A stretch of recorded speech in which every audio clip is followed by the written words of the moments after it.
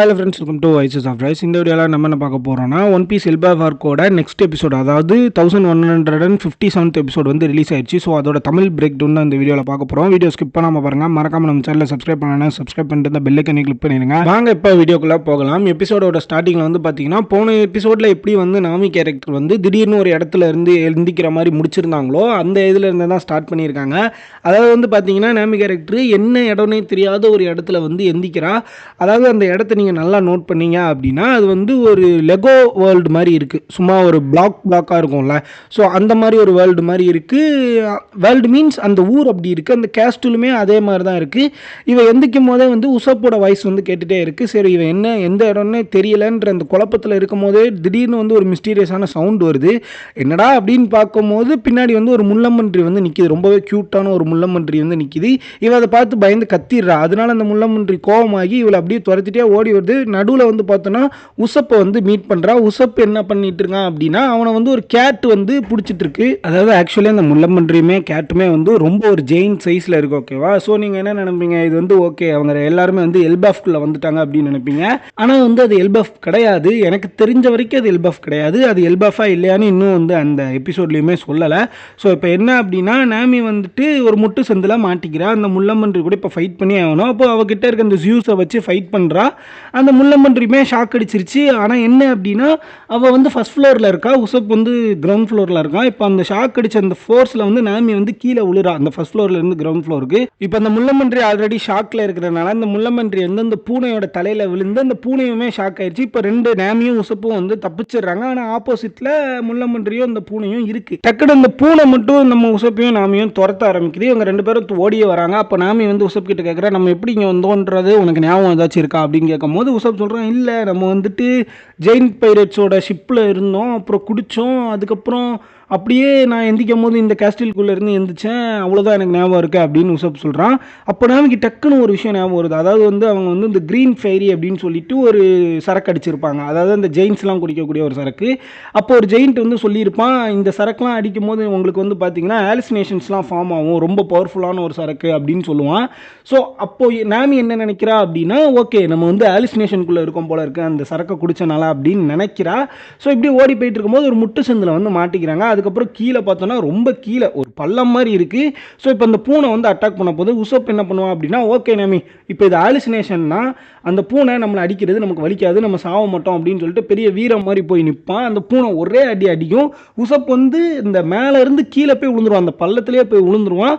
விழும் போது என்னென்னா நம்ம நாமி கேரக்டரும் வந்து அப்படியே விழுந்துருவாங்க. ஏன்னா அந்த பூனை வந்து ரொம்ப ஜெயின் சைஸில் இருக்குல்ல, அதை அடிக்கும் போது அந்த பில்டிங்கோட அந்த செவுத்தையும் சேர்த்து அடிச்சிரும். நம்ம நாமி கேரக்டரும் கீழே விழுந்துருவா. கீழே விழுந்த ஃபோர்ஸில் வந்து உசப்பை தேடிட்டு இருக்கும் போது உசப்பு வந்து புரூக்கா மாறிட்டான் அப்படின்னு சொல்லிட்டு ஒரு எலும்பு கூட பார்த்து பயப்படுவான். ஆனால் உசப்புக்கு வந்து எதுவும் ஆயிருக்காது, பக்கத்தில் தான் விழுந்திருப்பான். நம்ம உசப்பை வந்து நாமி எழுப்ப ட்ரை பண்ணிட்டே இருப்பான். ஆனால் அங்கே என்னன்னா நம்ம உசப்பு வந்து எந்திக்கவே மாட்டான், மூச்சு விடுற சவுண்டு கூட கேட்காது. ஸோ உசப்பு வந்து செத்துட்டானா அப்படின்ட்டு பயத்தில் வந்து ஒரு மாதிரி கத்திக்கிட்டே இருப்பான், நம்ம தனியாக இருக்கோமே எங்கே இருக்கோன்னு வேற தெரியலையா அப்படின்னு. சடனாக வந்து பார்த்தா பின்னாடி வந்து ஒரு பெரிய ஒரு எர்த்குவேக் மாதிரி ஒரு விஷயம் நடக்கும். என்னன்னு பார்த்தா ஒரு பெரிய சிங்கம் வந்து நடந்து வந்துட்டு இருக்கும். அவ்வளோதான் நம்ம சோலி முடிஞ்சது அப்படின்னு சொல்லிட்டு இருக்கும்போது உசப் வந்து பேச ஆரம்பிச்சிருவான். டக்குனு இவன் என்ன பண்ணுவானா, சிங்கம் நம்மளை கடிச்சிடக்கூடாதுன்னு சொல்லிட்டு உசப் கேரக்டரை தூக்கி ஒரு ஷீல்டு மாதிரி அவளுக்கு மேலே காமிச்சிருவா. இப்போ உசப் வந்து அவ்வளோதான் அப்படியே ஸ்டன் ஆனவன் தான். அந்த மாதிரி அந்த என்ன சொல்கிறது, அந்த சந்திரமுகி படத்தில் வடிவேல் ஆன மாதிரி தான் அப்படியே இருப்பான்.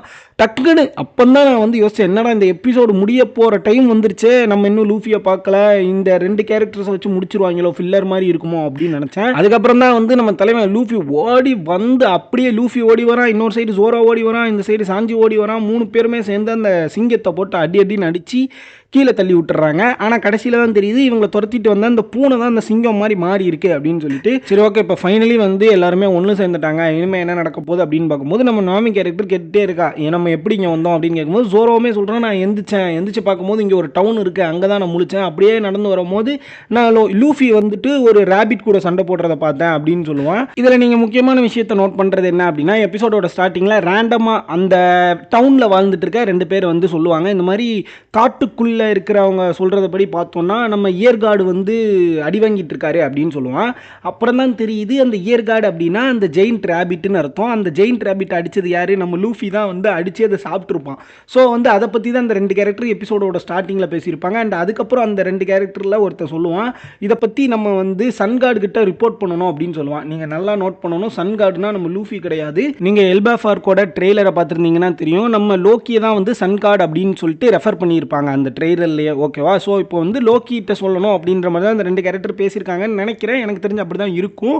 ஸோ அது மட்டும் இல்லாமல் அப்பப்போ இந்த எபிசோடில் வந்து நடுவில் அந்த ஒரு மாதிரி அந்த பெரிய ஒரு ஜெயிண்ட் கத்திட்டு இருக்கிற மாதிரியான விஷயத்தை வந்து ஒரு சவுண்டு மூலியமாக காட்டுவாங்க. அதுதான் லோக்கி கேரக்டர்னு நான் நினைக்கிறேன்.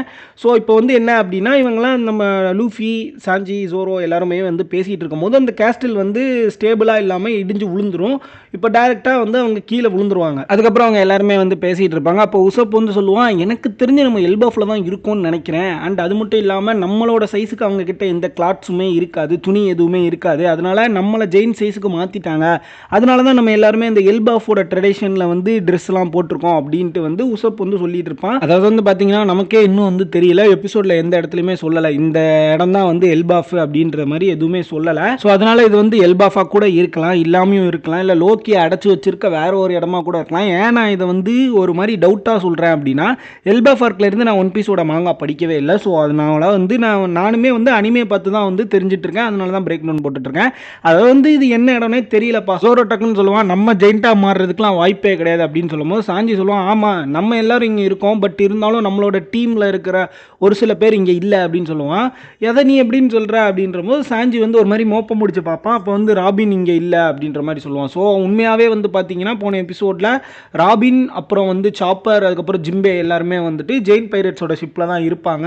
ஸோ அவங்க யாருமே இங்கே இல்லை அப்படின்னு சொல்லும்போது நம்ம உசப் சொல்லுவோம், ஓகே நம்ம இங்கே கடலை தேடி போவோம், அப்புறம் சன்னியை கண்டுபிடிச்சி நம்ம வந்து ஜெயின் பைரட்ஸ் இப்போ கண்டுபிடிக்கலாம் அப்படின்னு சொல்லும் போது அப்போ ஜோரோ சொல்லுவான், நீ கொஞ்சம் சுற்றி முற்றி பாரு, கண்ணு கட்டின தூரம் வரைக்கும் கடலே இல்லை அப்படின்னு சொல்லுவான். அதுக்கப்புறம் ஜோரோவே சொல்லுவான், நம்ம எப்படி இங்கே வந்தோம், ஃபர்ஸ்ட் இந்த இடம் என்ன இடம் அப்படின்றத நம்ம இங்கே இருக்கிற டவுனில் இருக்கிற மக்கள்கிட்ட போய் கேட்டு தெரிஞ்சுக்கலாம், அதுக்கப்புறம் தான் நம்ம முடிவெடுக்க முடியும்னு சொல்லுவான்.